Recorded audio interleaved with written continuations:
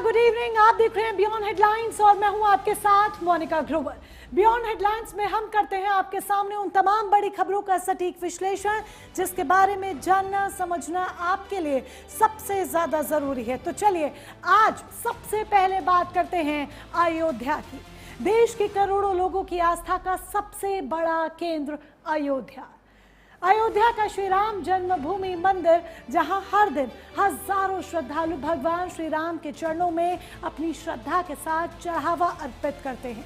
लेकिन अब इसी चढ़ावे की सुरक्षा और प्रबंधन को लेकर सामने आई एसआईटी की प्रारंभिक रिपोर्ट ने कई बड़े सवाल खड़े कर दिए हैं। रिपोर्ट में दावा किया गया है कि चढ़ावे की गिनती के दौरान कथित चोरी की घटनाएं सीसीटीवी कैमरों में कैद हुई।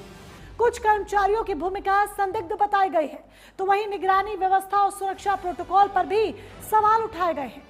सवाल ये है कि क्या ये सिर्फ कुछ कर्मचारियों की करतूत थी या फिर सिस्टम की ऐसी कमियां थी जिसने कथित चोरी को लंबे वक्त तक चलने दिया। रिपोर्ट देखिए।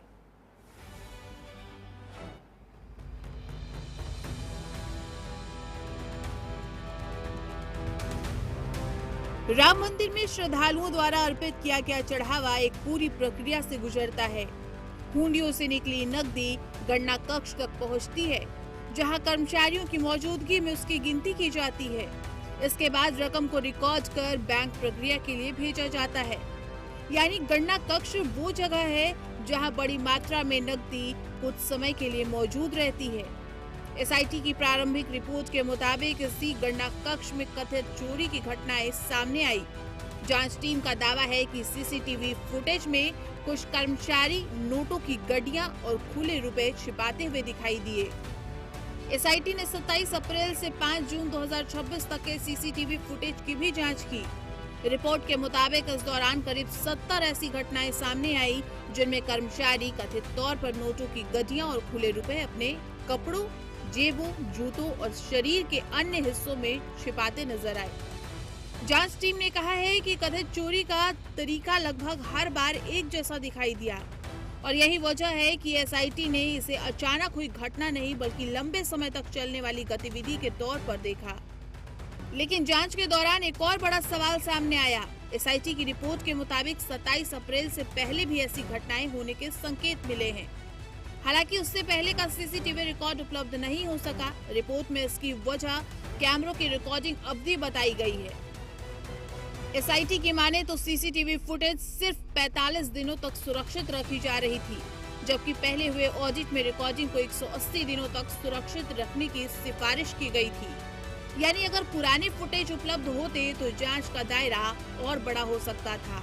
और यही वो सवाल है जहां से मामला सिर्फ चोरी तक सीमित नहीं रहता, बल्कि सुरक्षा व्यवस्था और निगरानी सिस्टम पर भी सवाल खड़े होने लगते हैं। अगर रिकॉर्डिंग ज्यादा समय तक सुरक्षित रखने की सिफारिश थी तो उसे लागू क्यों नहीं किया गया? एसआईटी की शुरुआती जांच में 6 लोगों की भूमिका पर सवाल उठाए गए हैं। रिपोर्ट में इनके खिलाफ चोरी, गबन और दूसरी संबंधित धाराओं में आगे जांच की सिफारिश की गई है। हालांकि ये सिर्फ शुरुआती जांच रिपोर्ट है और अंतिम फैसला पूरी जांच और कानूनी प्रक्रिया के बाद ही होगा।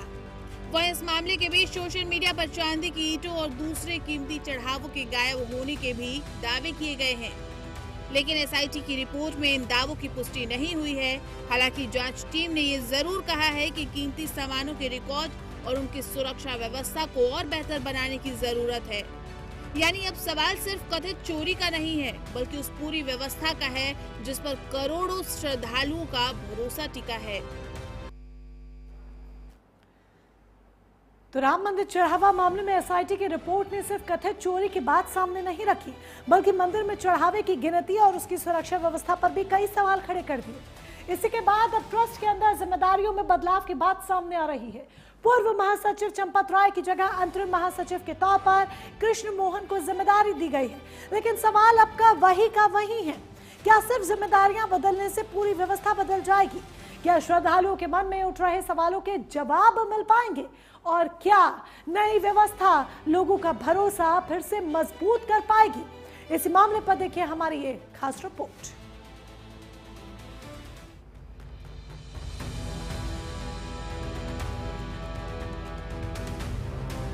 राम मंदिर आंदोलन, मंदिर निर्माण और ट्रस्ट के प्रशासनिक ढांचे की बात हो तो एक नाम सबसे पहले सामने आता है, चंपत राय। वर्षों तक विश्व हिंदू परिषद से जुड़े रहे चंपत राय ने राम मंदिर आंदोलन से लेकर मंदिर निर्माण और प्राण प्रतिष्ठा तक अहम भूमिका निभाई है। ट्रस्ट के महासचिव के तौर पर प्रशासनिक समन्वय से लेकर निर्माण कार्य और श्रद्धालुओं से जुड़े कई अहम फैसलों में उनकी भूमिका रही। राम मंदिर आंदोलन के लंबे इतिहास में चंपत राय उन प्रमुख चेहरों में रहे जिन्होंने आंदोलन के संगठनात्मक पक्ष को संभाला। साधु संतों, सामाजिक संगठनों और विश्व हिंदू परिषद के बीच समन्वय स्थापित करना हो या मंदिर निर्माण की तैयारियों को आगे बढ़ाना, उनकी भूमिका लगातार चर्चा में रही। 22 जनवरी 2024 जब पूरी दुनिया ने अयोध्या में रामलला की प्राण प्रतिष्ठा का ऐतिहासिक क्षण देखा तो उस पूरी प्रक्रिया के समन्वय में भी चंपत राय की बड़ी भूमिका रही। देशव्यापी निधि समर्पण अभियान से लेकर मंदिर निर्माण की नियमित मॉनिटरिंग तक उनका कार्यकाल कई महत्वपूर्ण पड़ावों का गवाह बना। लेकिन अब तस्वीर बदल रही है। चढ़ावा प्रबंधन को लेकर उठे विवाद और एसआईटी जांच के बीच ट्रस्ट में जिम्मेदारियों का पुनर्वितरण हुआ है। महासचिव पद पर बदलाव की प्रक्रिया शुरू हुई और अंतरिम महासचिव के तौर पर कृष्ण मोहन को जिम्मेदारी सौंपी गई। हालांकि ट्रस्ट की ओर से इस बदलाव को प्रशासनिक प्रक्रिया बताया गया है। अब कृष्ण मोहन कौन है, आप वो भी जान लीजिए। कृष्ण मोहन पूर्व भारतीय वन सेवा यानी कि IFS अधिकारी रहे हैं और मूल रूप से उत्तर प्रदेश के हरदोई के रहने वाले हैं। लंबे प्रशासनिक अनुभव और प्रबंधन क्षमता के लिए जाने जाने वाले कृष्ण मोहन को श्री राम जन्मभूमि तीर्थ क्षेत्र ट्रस्ट का सदस्य बनाया गया। अब उन्हें ट्रस्ट के अंतरिम महासचिव की जिम्मेदारी सौंप दी गई। उनके सामने सबसे बड़ी चुनौती ट्रस्ट के कामकाज में पारदर्शिता बढ़ाना, जवाबदेही को मजबूत करना और प्रबंधन में मौजूद कमियों को दूर करना होगा। इसके साथ ही श्रद्धालुओं का भरोसा बनाए रखना और मंदिर प्रशासन को और व्यवस्थित बनाना भी उनकी प्राथमिकताओं में शामिल रहेगा। कृष्ण मोहन का प्रशासनिक अनुभव उनकी सबसे बड़ी ताकत माना जा रहा है। भारतीय वन सेवा में लंबे समय तक काम करने के दौरान उन्होंने प्रशासन और प्रबंधन से जुड़े कई जिम्मेदारियां संभाली है। हालांकि इस पूरे मामले में एक और नाम चर्चा में है, डॉक्टर अनिल मिश्रा। अयोध्या के वरिष्ठ होम्योपैथिक चिकित्सक, लंबे समय से राम जन्मभूमि आंदोलन से जुड़े कार्यकर्ता और श्री राम जन्मभूमि तीर्थ क्षेत्र ट्रस्ट के सदस्य। राम मंदिर आंदोलन के दौरान डॉक्टर अनिल मिश्रा स्थानीय स्तर पर सक्रिय चेहरों में शामिल रहे। ट्रस्ट बनने के बाद निर्माण कार्य, बैठकों और श्रद्धालुओं से जुड़े कई मामलों में उनकी जिम्मेदारी रही। चढ़ावा मामले की एसआईटी जांच के दौरान उनसे भी पूछताछ की गई और ट्रस्ट सदस्य के तौर पर जानकारी ली गई। अब सवाल सिर्फ इस बात का नहीं है कि ट्रस्ट में कौन किस पद पर है। असली सवाल उस व्यवस्था का है जिस पर करोड़ों श्रद्धालुओं का विश्वास टिका है। जांच अपनी प्रक्रिया में आगे बढ़ रही है, जिम्मेदारियां बदल रही है, लेकिन क्या इससे वो सवाल खत्म हो जाएंगे जो करोड़ों लोगों के मन में उठ रहे हैं? Bureau report, prime news. तो राम मंदिर चढ़ावे की हेराफेरी का ये महापाप अब यूपी से लेकर देश की सियासत का सबसे बड़ा अखाड़ा बन चुका है। एसआईटी की रिपोर्ट ने सिर्फ सुरक्षा की कलई नहीं खोली, बल्कि विपक्षी दलों को सरकार और राम मंदिर ट्रस्ट को सीधे कटघरे में खड़ा करने का ब्रह्मास्त्र दे दिया है। विपक्ष अब सिर्फ छोटे कर्मचारियों पर कार्रवाई से संतुष्ट नहीं है, उसका सीधा निशाना ट्रस्ट के बड़े चेहरों पर है। चंपत राय की विदाई को विपक्ष अपनी पहली नैतिक जीत बता रहा है, तो वहीं इस पूरे मामले पर लवकुश जैसे रसूखदार नामों की एंट्री ने सियासी पारे को 7वें आसमान पर पहुंचा दिया है। चढ़ावे में सेंधमारी की खबर आते ही अयोध्या के सियासी गलियारों में जो भूचाल आया, उसकी आज सीधे ट्रस्ट के शीर्ष तक पहुंच गई है। विपक्ष का आरोप है कि चंपत राय को हटाकर सिर्फ अंतरिम महासचिव कृष्ण मोहन को लाना एक प्रशासनिक पर्दापोश है। समाजवादी पार्टी और कांग्रेस ने इस पूरे मामले में लवकुश जैसे रसूखदार किरदारों की भूमिका और उनके रसूख पर सीधे सवाल दाग दिए हैं। विपक्ष का आरोप है कि काउंटिंग रूम के भीतर जो खेल चल रहा था, उसके ऊपर बैठे इन रसूखदार लोगों का सीधा संरक्षण हासिल था और यही वजह है कि 180 दिन के सीसीटीवी बैकअप की गाइडलाइन को दरकिनार कर दिया गया। इस्तीफे का कोई मतलब नहीं, क्योंकि ये प्रकरण जो है ये राष्ट्रव्यापी और इस प्रभु श्री राम के मंदिर की चढ़ावा चोरी और चंदा चोरी, ये चोरी तक नहीं बल्कि नृपेंद्र मिश्रा जी ने तो यहाँ तक कह दिया था ये डकैती है। तो इस कांड ने पूरी प्रभु श्री राम के मंदिर को कलंकित तो किया ही किया है, मर्यादा पुरुषोत्तम राम के लोगों को, अयोध्या वासियों को भी इस घटना ने कलंकित किया है। तो कलंकित करने वाले लोग जो हैं, इनके लिए सामान्य सजा नहीं, इनके लिए विशेष सजा, आवश्यकता करने पर विशेष कानून भी बनाया जाए, जिससे कि हजारों साल तक इतिहास इस बात को याद करे कि प्रभु श्री राम के मंदिर की डकैती का मामला है जिसमें इस तरह की सजा है। जिस मगरमच्छ को बाल नरेंद्र मोदी ने उसको पकड़ के उससे लड़ाई लड़ ली, लेकिन यहाँ मानस जो मगरमच्छ बैठे हैं उनसे डर रहे हैं नरेंद्र मोदी। ये आज दिक्कत है, हम बड़े दुखी हैं। मैंने हमेशा से धर्म को सर्वमान्य माना है, मैं कभी उस पर समझौता नहीं करूंगा।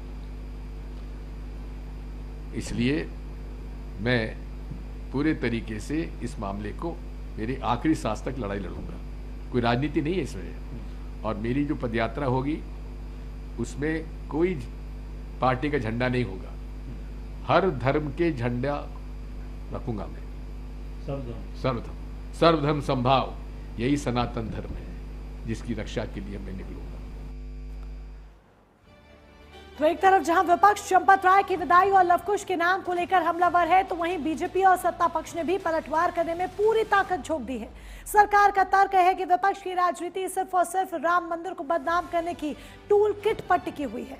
सत्ता पक्ष का कहना है कि चाहे कोई कितना भी रसूखदार क्यों ना हो, योगी सरकार की जांच एजेंसी किसी को नहीं बख्शने वाली।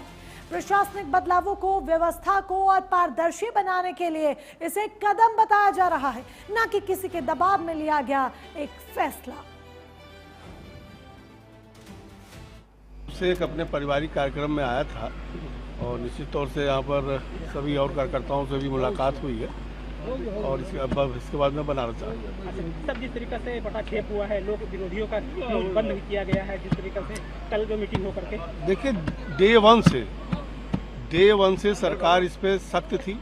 एसआईटी का गठन किया और हम लोग पहले दिन से कह रहे थे कि कहीं ना कहीं जो भी दोषी होगा उस पर सख्त कार्रवाई होगी, उसमें कोई छूट नहीं होगा और भविष्य में ऐसी घटना ना हो इसका भी चिंता किया जाए। तो साफ है कि अयोध्या का ये चढ़ावा घोटाला आगे आने वाले दिनों में और भी बड़ा सियासी बवंडर खड़ा करने वाला है। विपक्ष जो है इस पूरे मामले को भ्रष्टाचार और संरक्षण का मुद्दा बनाकर संसद से लेकर सड़क तक घेरने की रणनीति बना चुका है। वहीं सरकार भी बैकफुट पर आने को तैयार नहीं। अब सबकी नजरें एसआईटी की अंतरिम रिपोर्ट पर टिकी है, क्योंकि अगर इस रिपोर्ट में लवकुश या किसी बड़े चेहरे के खिलाफ कोई पुख्ता सबूत मिलता है तो उत्तर प्रदेश की सियासत में एक ऐसा तूफान आएगा जिसे थामना सरकार के लिए भी आसान नहीं होगा।